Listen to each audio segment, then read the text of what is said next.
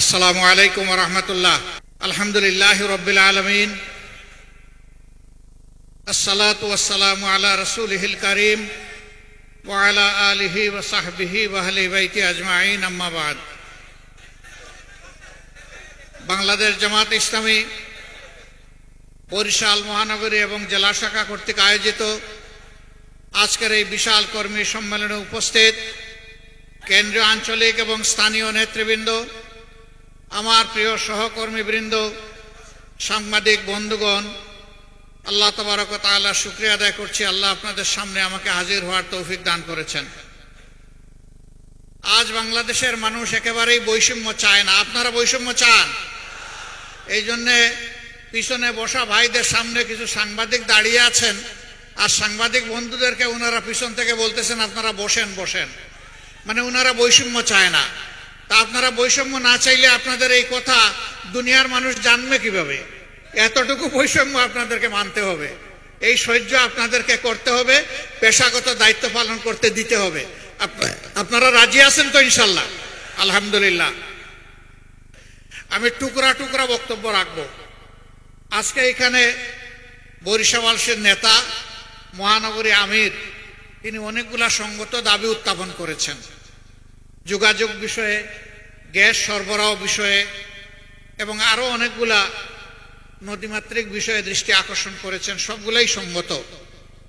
আমাকে লোকজন জিজ্ঞাসা করে আপনার ঠিকানা কি?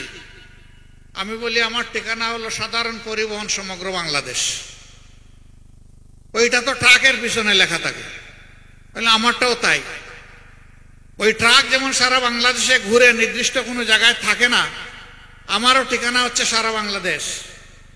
আমি চাই বুলা থেকে গ্যাস সারা বাংলাদেশে যাক, তবে প্রথমে বরিশালে আসুক।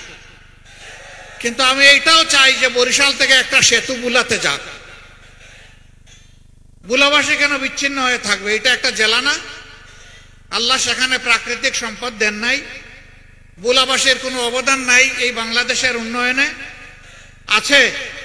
তাইলে বরিশালের মানুষরা একটু কষ্ট পাবেন যদি এখান থেকে একটা ব্রিজ বুলায় যায়, কারণ সেখানেও আপনাদের আপনজন, আত্মীয় স্বজন, ভাই বোন সবাই আছে, আছে না? যদি নাও থাকে তবুও তারা তো বাংলাদেশের নাগরিক। অতএব সকল দাবির সাথে আমি আরেকটা দাবি যোগ করলাম যে বুলাকে মূল ভূখণ্ডের সাথে ব্রিজ দিয়ে সংযুক্ত করতে হবে ইনশাআল্লাহ। এখন এই দাবি বাস্তবায়ন করবে কে? বাস্তবায়নের সব দাবি দায়িত্ব আমাকে দিয়ে গেছেন বাবর সাহেব। এতদিন আপনারা বসে থাকবেন না।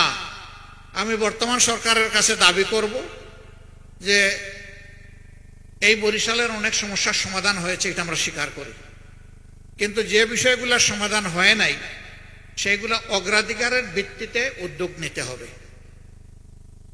তারা উদ্যোগ নিয়ে শেষ না করতে পারলে পরবর্তী সরকার এসে শেষ করবে, কিন্তু আমরা চাই যে উদ্যোগটা তাদের হাতে হোক। বুলার জন্য আমি যে দাবিটা করলাম, হয়তো বুলার জনগণের আরো অনেক দাবি আছে, কিন্তু আমার কাছে মনে হয়েছে এটি একটি মৌলিক দাবি। যেই জায়গার যোগাযোগ যত উন্নত, সেই সমাজ তত উন্নত হয়। আমরা বুলাকে উন্নত একটা জেলা হিসেবে দেখতে চাই, পুরা বরিশাল বিভাগকে আমরা উন্নত বিভাগ হিসেবে দেখতে চাই। আমরা চাই, একসময় বলা হতো ধান নদী খাল, এই টেনে বরিশাল। আমরা এখন চাই যে ধান নদী খালের সাথে আরেকটা থালা এখানে জন্ম নেক, যেটা সোনার তালা হবে ইনশাআল্লাহ। উন্নয়নের জন্য যেখানে পানি সম্পদের উন্নয়ন দরকার সেটা হোক, যেখানে ভূমির উন্নয়ন দরকার ওটা হোক, যেখানে যোগাযোগের উন্নয়ন দরকার সেটা হোক, এবং উন্নয়নটা বৈষম্যহীনভাবে সমান্তরালভাবে এগিয়ে যাক। দাবি দেওয়ার ব্যাপারে এই কথা বলে এখন জানতে ইচ্ছা করে আপনারা কেমন আছেন। বলবেন যে যেভাবে খুশি করেছেন এখন আর আলহামদুলিল্লাহ না বলে উপায় আছে, কারণ আমাদের দাবিগুলো আপনি একমত হয়েছেন। হ্যাঁ, আমি আপনাদেরকে এই কথা দিতে পারি, আল্লাহ রাব্বুল আলামিন যদি এই জমিনের মানুষের খেদমত করার সুযোগ আমাদেরকে দেন, তাহলে আজকে যে দাবিগুলো আপনারা করলেন আমরা ইনসাফ এবং অগ্রাধিকারের ভিত্তিতে ইনশাআল্লাহ আমাদের সামর্থ্য অনুযায়ী, সর্বোচ্চ সামর্থ্য অনুযায়ী গুরুত্ব দিয়ে তা করবো ইনশাআল্লাহ। এখন আমরা গেলাম না ক্ষমতায়, আল্লাহর ইচ্ছা হলো না, জনগণের ভালোবাসা একটু কম পেয়ে আমরা হয়তোবা অপোজিশন গ্যালারিতে বসলাম, তখন কি হবে? ইয়েস, তখন এই দাবিগুলো আদায়ের জন্য আপনাদের যে আওয়াজ উঠবে, আপনাদের আওয়াজের সাথে আমাদের গোলা মিলে যাবে ইনশাআল্লাহ। এই দাবি আদায়ে আপনাদের হাত যখন উঠবে, তখন তার সাথে ইনশাআল্লাহ আমাদেরও হাত উঠবে। দাবিগুলা পরিপূর্ণভাবে আদায় না হওয়া পর্যন্ত আপনাদের সাথে আমরা থাকব। প্রিয় বরিশালবাসী, বাংলাদেশ আমাদের সকলের জন্মভূমি। মুসলমান, হিন্দু, বৌদ্ধ, খ্রিস্টান, এই চার ধর্মের লোকেরা মিলেমিশে যুগ যুগ ধরে এখানে আমরা বসবাস করি। আমাদের মধ্যে ধর্মীয় সম্প্রীতি আছে, সামাজিক সম্প্রীতি আছে, কিন্তু একটা গোষ্ঠী বাংলাদেশকে 23.5 বছর শাসন করেছে বিভিন্ন পর্বে। তারা এই বাংলাদেশকে এক থাকতে দেয়নি, জনগণকে ভাগ ভাগ টুকরা টুকরা বিভক্ত করেছে। মুক্তিযুদ্ধের পক্ষ বিপক্ষ, মেজরিটি মাইনরিটি, বিভিন্ন ধরনের ভাগে বিভক্ত করেছে। তারপরে নিজেদের দল, এটা এক জাত, এটা এক কম। এই জাতের বাইরে যারা আছে তাদের দৃষ্টিতে তারা কেউই আর জাতি না, তারা অন্য কিছু। আমরা আমাদের সন্তানদের সাথে কণ্ঠ মিলিয়ে রাস্তায় নেমেছিলাম ফ্যাসিজমকে বিদায় করার জন্য। 15.5 বছর আমরা দফায় দফায় আন্দোলন করেছি, সংগ্রাম করেছি। ফ্যাসিজম বিদায়ের হয়তোবা আমরা ভিত রচনা করেছি, কিন্তু রাজনৈতিক আন্দোলনের মাধ্যমে আমরা বিদায় করতে পারি নাই। ঠিক বললেন বড় আস্তে করে, কারণ আপনারা একটা দলের কর্মী, তাই এটাই সত্য। শেষ আন্দোলনটা রাজনৈতিক ছিল না, ছাত্র যুব সমাজের একটা অধিকারের আন্দোলন ছিল। তারা অযৌক্তিক কোটার সংস্কার দাবি করেছিল, আর সরকার তাদেরকে দমন করার জন্য হাতুড়ি বাহিনী পাঠিয়েছিল। ওরা আমাদের ছেলেদের পিটিয়েছে, আমাদের কলিজার টুকরা মেয়েদেরকেও পিটিয়েছে। এই অবস্থা দেখে একটা ছেলে বিদ্রোহী হয়ে উঠেছিল, কেন তুই আমার বোনের গায়ে হাত দিলে? তার অন্তরের ঝড় নিয়ে ডানা মেলে বলেছিল, বুকের ভিতরে তুমুল ঝড়, বুক পেতেছি, গুলি কর। তার আস্থা ছিল, বিশ্বাস ছিল। প্রিয় দেশে কেউ তাকে এতটুকু কথা বলার জন্য গুলি করবে না, কিন্তু আমরা দেখেছি সে আবু সাইদ, একটা গুলি যখন তাকে করা হয়েছে, পাশ কেটে সরে গেছে, আরেকটা গুলি গিয়ে বুকে পড়েছে, চেপে ধরেছে, আরেকটা গুলি এসে তাকে শেষ করে মাটিতে ফেলে দিয়েছে। দুনিয়ায় মানুষের অধিকার আদায়ের জন্য অনেকেই মারা যায়, কিন্তু এরকম ডানা মেলে বুকে গুলিকে আলিঙ্গন করে আহ্বান জানিয়ে দুনিয়ার বুকে একমাত্র ব্যক্তি হচ্ছে আবু সাইদ। এই জন্য শুধু বাংলাদেশ নয়, সারা বিশ্ব তাকে মুক্তির মহানায়ক হিসাবে কবুল করেছে। আমরা এই সন্তানের জন্য গর্বিত। এই জন্য সর্বপ্রথম শহীদদের খোঁজখবর নিতে গিয়ে আমরা চেষ্টা করেছি শহীদ আবু সাইদের মা বাপের কাছে যেতে। আমরা তাদেরকে ধন্য করতে যাইনি, আমরা নিজেরা ধন্য হতে গিয়েছিলাম। কারণ এই মা বাবা বড়ই সৌভাগ্যবান যে তারা আবু সাইদের মতো সন্তানের জন্ম দিয়েছে। আমরা গিয়েছিলাম সম্মানিত হতে, আমরা গিয়েছিলাম তাদের কাছ থেকে দোয়া চাইতে, যে আবু সাইদ যে জন্য লড়াই করে জীবন দিয়ে গেছে, এই লড়াইয়ের চূড়ান্ত বিজয় পর্যন্ত আমরাও যেন লড়াই চালিয়ে যেতে পারি, আমাদেরকে দোয়া করে দেন। আলহামদুলিল্লাহ, তারা দোয়া করে দিয়েছেন, আমাদের শক্তি অনেক বেড়ে গেছে। এই আন্দোলনে মুগ্ধ নামের একটা ছেলে রাস্তায় নেমেছিল যোদ্ধাদেরকে লড়াইয়ের ময়দানে পানি পান করানোর জন্য। পানি পান শেষ হওয়ার পরে সেও সামিল হয়ে গিয়েছিল। সে চিৎকার দিয়ে দিতে বলতো, ভাই পানি লাগবে, ভাই পানি। সেই ছেলেটাকেও গুলি করে শেষ করে দিল। যুবতী সুমাইয়া ঢাকার নারায়ণগঞ্জে সাইনবোর্ডে দাঁড়িয়ে, নিজের বারান্দায় দাঁড়িয়ে বাইরের দৃশ্য দেখছিল। কি চলছে সেখানে? আকাশ থেকে, হেলিকপ্টার থেকে ছুড়া গুলি এসে তার বুক এফুড় অফুড় করে চলে গেল। 2-2.5 মাসের একটা বাচ্চা ছিল, তাকে মৌলার হাতে রেখে সে দুনিয়া থেকে চলে গেছে। আমরা তার বাসায় গিয়েছিলাম বাচ্চাটাকে কুলে নিতে। বাপ তখন বলেছিল ওই বাচ্চার, আমি একজন গার্মেন্টস কর্মী, গরিব মানুষ, সুখের সংসারে ছিলাম, যা ছিল তাই দিয়েই চলতো আমাদের। এখনো হয়তো আল্লাহ রিজেকে যা রেখেছেন চলবে। আমার এই বাবুটা যেদিন বড় হয়ে মুখে কথা ফুটবে, মা ডাকার আর কাউকে খুঁজে পাবে না। মা ডাকার কোনো মানুষ সে খুঁজে পাবে না। আল্লাহ তাআলার উপর ভরসা করে আমরা বলেছিলাম, এক মা বিদায় নিয়েছে, সে কোটি মা পাবে ইনশাআল্লাহ। আমরা বলেছিলাম 2,60,00,000 মানুষের সংগঠন বাংলাদেশ জামাত ইসলামী, আমরা এই বাচ্চার দায়িত্ব মহান আল্লাহর উপর ভরসা করে কবুল করলাম। এখন আমাদের ঘরে যে কয়টি মেয়ে লোক আছে সবগুলো ওর মা। আলহামদুলিল্লাহ, সেই দিন থেকে এই বাচ্চা, এই পরিবারের পাশে আমরা আছি। রাজশাহীতে গিয়েছিলাম এক গরিব পরিবারের শহীদ বন্ধুটির খবর নিতে। মিনারুল নাম তার। সে নারায়ণগঞ্জে গার্মেন্টস শ্রমিক ছিল, বাড়ি তার রাজশাহী। ওই সময়টা সে গিয়েছিল বাড়িতে। আন্দোলনের তুমুল উত্তাল সময়ে 3 তারিখ আগস্টের সেও রাস্তায় নেমে যায়। 3 তারিখ লড়াই করে কিছু আহত হয়ে ঘরে ফিরে, আবার 4 তারিখ সকালে চলে যায় এবং শেষ পর্যন্ত লড়াই করতে করতে আল্লাহর দরবারে সে চলে গেল। আমরা তার পরিবারকে দেখতে গিয়েছিলাম, পরিবারের সদস্যরা এসেছিলেন। সবাইকে জিজ্ঞেস করার এক পর্যায়ে ওর স্ত্রীকে জিজ্ঞেস করলাম, মা তুমি কেমন আছো? তো বললো, আলহামদুলিল্লাহ আমি ভালো আছি, বলেই কেঁদে দিল। এখন আর কিছু বলতে পারে না। অনেকক্ষণ পরে নিজেকে সামলিয়ে বলল, গরিবের সংসারে ভালোই ছিলাম,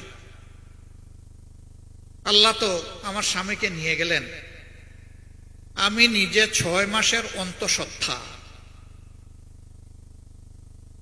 আমার গর্বের এই বাচ্চাটার কি হবে?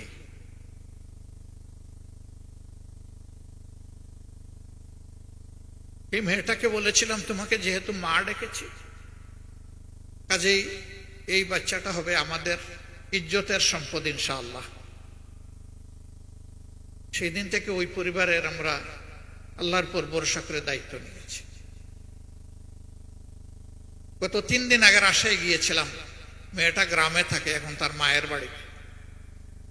ইতিমধ্যে আল্লাহ তাআলা 4 মাস আগে একটা পুত্র সন্তান তাকে দান করেছে। মনের টানে তাকে দেখতে গিয়েছিলাম। গরিবের সংসারে তারা কোন সুরত গাদাগাদি করে বসবাস করে। আমরা তাকে আশ্বস্ত করেছি, আমাদের সন্তানেরা, আমাদের নাতি নাতনিরা যেভাবে খাবে তারাও সেভাবে ইনশাল্লাহ খাবে। এরা যা পড়ে তারা তাই পড়বে।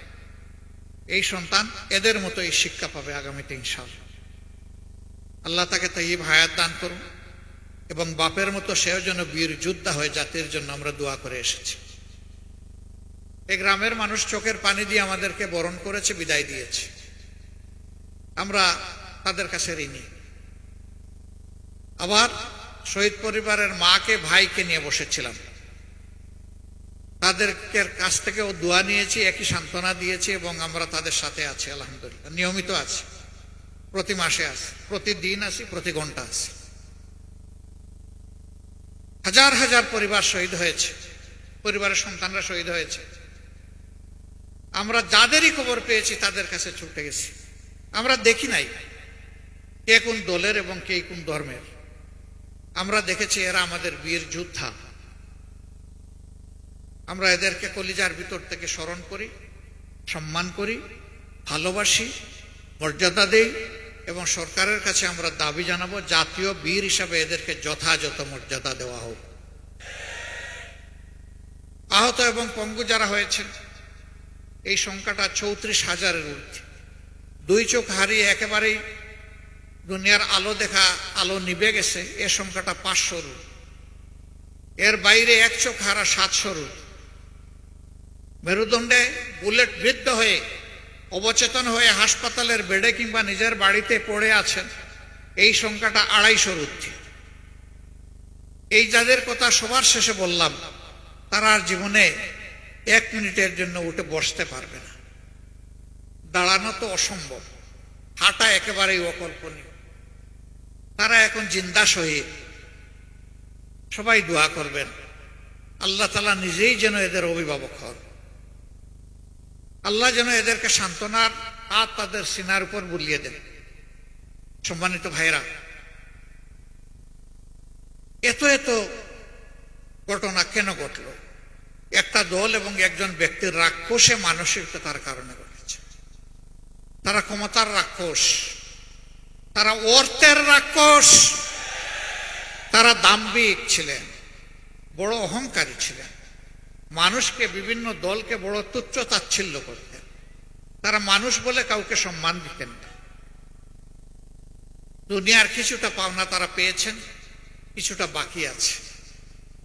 যেহেতু তারা গণহত্যাকারী ব্যক্তি এবং দল, সেই কারণে আমরা চাই দল এবং গণহত্যাকারী প্রত্যেকটি ব্যক্তির বিচার হোক, ন্যায় বিচার হোক, বিদ্যমান আইনে তাদের যথাযথ পাওনাটা সমঝিয়ে দেওয়া হোক। এই জন্য বিদেশে যারা আছেন তাদেরকে বলি, সত্যি যদি দেশটাকে ভালোবাসেন আসেন, চলে আসেন। কি হয়েছে? অসুবিধা নেই তো। আপনাদের আমলে তো আমরা দফায় দফায় জেলে গিয়েছি, তো জেলে থেকেছি, আমাদেরকে কেমন রেখেছিলেন। এখন আসলে আপনারা সেটা না হয়ে একটু দেখার সুযোগ পেলেন। একটু দেখেন আইসা। আপনারা মিথ্যা মামলায় সাজানো সাক্ষীতে পাতানো আদালত দিয়ে আমাদের নেতৃবৃন্দকে ফাঁসি দিয়েছেন, খুন করেছেন। কিন্তু আপনারা তো প্রকাশ্য দিবালোকের খুন করেছেন। দেশবাসী সাক্ষী, বিশ্ববাসী সাক্ষী। আপনারা তো খুন করতে করতে এমনও করেছেন, লাশ গুম করতে উড়াতাড়া করে ট্রাকের উপর একটার পর একটা লাশ ছুঁড়ে মেরেছেন, স্তব্ধ লাশের উপর পেট্রোল ছিটিয়ে আগুন ধরিয়ে দিয়েছে। কোথায় ছিল আপনাদের মানবিক সত্তাটুকু? কিভাবে আপনারা তা পারলেন? এই নির্দেশ দিলেন, এই গণহত্যা সংগঠিত করলেন, ইন্টারনেট বন্ধ করে দিয়ে যাদেরকে লাশ করেছিলেন তাদের লাশগুলা গুম করলেন। আজও অনেক জায়গায় গেলে অনেক মানুষ এসে হাত ধরে কেঁদে ফেলে, বলে কেউ কেউ তো তাদের বাবার লাশ পেয়েছে, কবর পেয়েছে। আমি আমার বাবার, ভাইয়ের, সন্তানের, স্বামীর লাশটা কোথায় আছে, বেঁচে আছে না মারা গেছে, আজ পর্যন্ত জানতে পারলাম না। এদেরকে আমরা কি সান্ত্বনা দেব? তাই তো করেছে। এখন কেউ কেউ আমাদের কাছে জানতে চায়, আগামীতে সুষ্ঠু নির্বাচন হলে ওই গণহত্যাকারী দল বাংলাদেশের নির্বাচনে অংশগ্রহণ করতে পারবে কিনা। আমরা বলি আগে গণহত্যার বিচারটা হোক, ক্ষতিগ্রস্ত লোকেরা আগে তাদের ইনসাফটা পাক, তারপরে তারাই রায় দিবে যে উনারা এই দেশে রাজনীতি করার অধিকার রাখেন কিনা। রাজনীতির নাম যদি গণহত্যা হয় তাহলে এমন দল বাংলাদেশের জনগণ বরদাস্ত করবে না। রাজনীতির নাম যদি জনকল্যাণ হয় তাহলে জনগণ যাকে পছন্দ করবে তাকে বরণ করে নেবে। আওয়ামী লীগ প্রমাণ করেছে তারা কোনো রাজনৈতিক দল নয়, বরঞ্চ গণহত্যাকারী একটা সিন্ডিকেট। আমরা যা বললাম আওয়ামী লীগ আদালতে গিয়ে তা প্রমাণ করুক যে আমাদের কথা সত্য না মিথ্যা। আমরা আওয়ামী লীগকে আহ্বান জানাব। প্রিয় ভাইরা, সবচেয়ে বেশি কষ্ট দেওয়া হয়েছে জামাত ইসলামীকে। একে একে নেতৃবৃন্দকে ফাঁসি দেওয়া হয়েছে। কোরআনের পাখি দেলোয়ার হোসেন সাইদি রাহিমাহুল্লাহ সহ লোকগুলাকে মৃত্যুর দিকে ঠেলে দেওয়া হয়েছে। অসংখ্য লোককে গুম করা হয়েছে, পঙ্গু করা হয়েছে, ঘরবাড়ি বিধ্বস্ত করা হয়েছে। আমাদের সবগুলা অফিস তাদের পুরা সময় জুড়ে তালাবদ্ধ করে রেখেছে, আমাদের নিবন্ধন কেড়ে নিয়েছে। শেষ পর্যন্ত দিশাহারা হয়ে তাদের রাজনৈতিক আত্মহত্যার 4 দিন আগে আমাদেরকে নিষিদ্ধ করেছে। আল্লাহর দরবারে লাখো শুকরিয়া। যারা আমাদেরকে 1 আগস্ট নিষিদ্ধ করলেন, আল্লাহ তাদেরকে মানুষের মনের ভিতরে নিষিদ্ধ করে দিলেন মাত্র 4 দিনের। এখানে আমাদের কোনো বাহাদুরি নেই। অনেকে এই আন্দোলনের কৃতিত্ব দাবি করেন, আবার অনেকে এই আন্দোলনকে মানতেও পারেন না। আমরা বলি যে এই আন্দোলনের মূল কৃতিত্ব আল্লাহ রাব্বুল আলামিন। তিনি জাতির সন্তানদেরকে হিম্মত দিয়েছিলেন বুক সোজা করে দাঁড়াবার, গুলি বুকে পেতে নেওয়ার। তা আল্লাহর পছন্দ হয়েছে, মঞ্জুর হয়েছে, কবুল হয়েছে, তাই ফেসিবাদের পতন হয়েছে। মানুষ হিসাবে 18 কোটি মানুষ এর সফলতার দাবিদার, আর নেতৃত্বের সফলতার দাবিদার আমাদের ছাত্র, তরুণ, যুব সমাজ। এইটাও অনেকে দেখে মানতে রাজি হয় না। নামাজের আজানের সময় হয়ে গেছে, আমি আর কথা বাড়াবো না। আমি শুধু বলবো, অতীতে যা হয়েছে সাক্ষী জনগণ। অতীতের সমস্ত দুঃশাসন এবং দুর্নীতিকে আসুন পায়ের তলে কবর দিয়ে আমরা সামনে এগিয়ে যাই। আমরা দল, মত, জাতি, ধর্ম নির্বিশেষে একটা ইনসাফের বাংলাদেশ গড়ে তুলি, একটা মানবিক বাংলাদেশ গড়ে তুলি।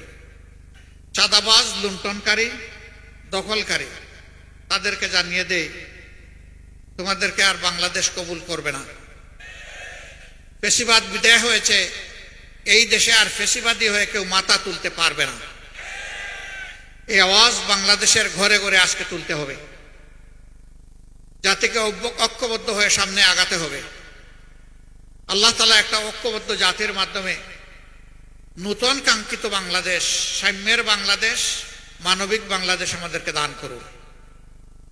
অসংখ্য আলিম উলামা, হুফাজ, আইতাম, তাদেরকে এই দেশে খুন করা হয়েছে, গুম করা হয়েছে, পঙ্গু করা হয়েছে, কারাবন্দী করা হয়েছে। তাদের চোখের পানি আর শহীদদের গায়ের রক্তের ফুটা আল্লাহ যেন কবুল করেন। এই বরিশালের আজকের এই কর্মী সম্মেলন থেকে আমরা এই দায়িত্ব নিয়ে বরিশালের প্রতিটি ঘরে ঘরে ছড়িয়ে পড়ব যে আল্লাহর দ্বীনের ভিত্তিতে আমরা একটা ইনসাফের বাংলাদেশ, একটা সাম্যের বাংলাদেশ, একটা মানবিক বাংলাদেশ গড়ে তুলতে চাই। এই আহ্বান নিয়ে প্রতিটি ঘরে ঘরে আপনারা যেতে পারবেন? রাজি আছেন? একটা মানবিক বাংলাদেশ চান? সত্যিই চান? দেখে হাত তুলেন তো ভালো করে। আলহামদুলিল্লাহ, আপনারা হাত তুলেছেন। তৈরি থাকুন। যুদ্ধ কেবল শুরু, যুদ্ধ শেষ হয়নি। আগাছা পরগাছা সাফ না হওয়া পর্যন্ত যুদ্ধ অব্যাহত থাকবে। আমার সন্তানদের কণ্ঠে কণ্ঠ মিলিয়ে আমরা আওয়াজ দিচ্ছি, আবু সাইদ মুক্ত, শেষ হয়নি যুদ্ধ। এই যুদ্ধ চলবে ইনশাআল্লাহ। আল্লাহ হাফেজ। বাংলাদেশ জিন্দাবাদ। বাংলাদেশ জামাতে ইসলামী জিন্দাবাদ। আসসালামু আলাইকুম ওয়া রাহমাতুল্লাহ।